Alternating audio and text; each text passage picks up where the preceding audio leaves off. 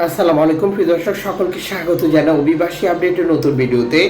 যারা এই ভিডিওতে যুক্ত হয়েছেন বিভিন্ন দেশ থেকে, আপনাদের যে জিজ্ঞাসাগুলো 2025 সালের শেষের দিকে এসে সিদ্ধান্ত নেওয়ার ব্যাপারে সহযোগিতার জন্য বা আরও অনেক ইনফরমেশন যারা অপেক্ষায় রয়েছে, রেকর্ড সংখ্যক বাংলাদেশি যাদের আপনজন অবৈধভাবে ইউরোপে আসার জন্য প্রসেসিং করছে, তাদের জন্য এই ভিডিওটি খুবই গুরুত্বপূর্ণ।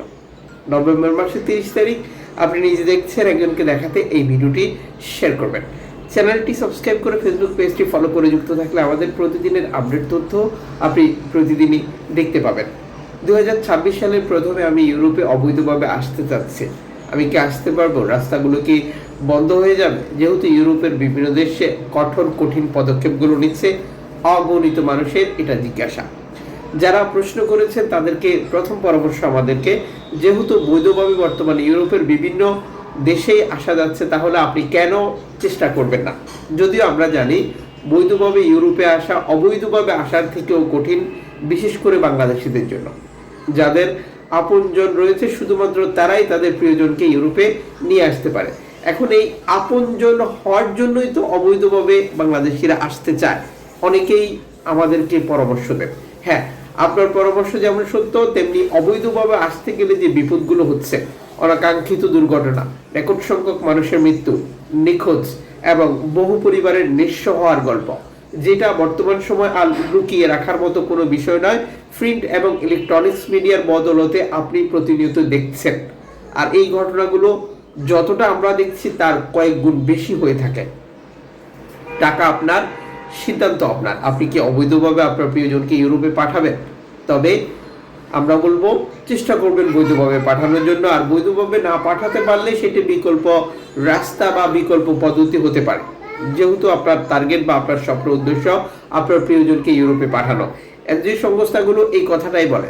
এনজিও সংস্থাগুলো প্রতিনিয়ত বলে ইউরোপে ততক্ষণ পর্যন্ত মানুষ আসতে চাইবে যতক্ষণ পর্যন্ত এশিয়া মধ্যপ্রাচ্য এই অঞ্চলে সংকট অব্যাহত থাকবে, বিশেষ করে রাজনৈতিক, অর্থনৈতিক আরও নানান ধরনের প্রতিবন্ধকতা। আর এই সকল পরিস্থিতি কাটিয়েই মূলত অভিবাসীরা ইউরোপে আসতে চায়, বিশেষ করে বাংলাদেশিরা। যে ধারাবাহিকতা 2025 সালেও অবৈধভাবে ইউরোপে আসার ক্ষেত্রে প্রথম স্থানে রয়েছে বাংলাদেশিরা। শুধুমাত্র ইতালি নয়, প্রায় প্রত্যেকটি দেশে একই অবস্থা। আর এই পরিসংখ্যান থেকে একবারই স্পষ্ট হয়ে যায় যে বাংলাদেশিদের ইউরোপে আসার প্রবণতা কতটা। সাম্প্রতিক সময় আরও যে বিষয়টি আলোচনায় এসেছে সেটা হচ্ছে বৈধভাবে ইউরোপের ছোট বা নিম্ন অর্থনীতি, মধ্য অর্থনীতির দেশগুলোতে এসে বাংলাদেশিরা, যেটা বড় অর্থনীতির দেশ ফ্রান্স, যুক্তরাজ্য, জার্মানি, ইতালি সহ স্পেন, পর্তুগাল, এই দেশগুলোতে চলে আসে। আর এক্ষেত্রে বৈধভাবে আসার বিষয়টাও এক ধরনের চাপ সৃষ্টি হয়েছে, যদিও এটা সম্পূর্ণ বাংলাদেশের জন্য, ভবিষ্যতের জন্য ভালো নয়।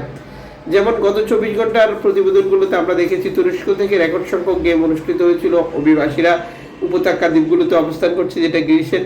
লিবিয়া থেকে রেকর্ড গেম হয়েছে, যেটা গ্রিসের উদ্দেশ্যে, ইতালির উদ্দেশ্যে এবং আফ্রিকার বিভিন্ন দেশ থেকে স্পেনের উদ্দেশ্যে।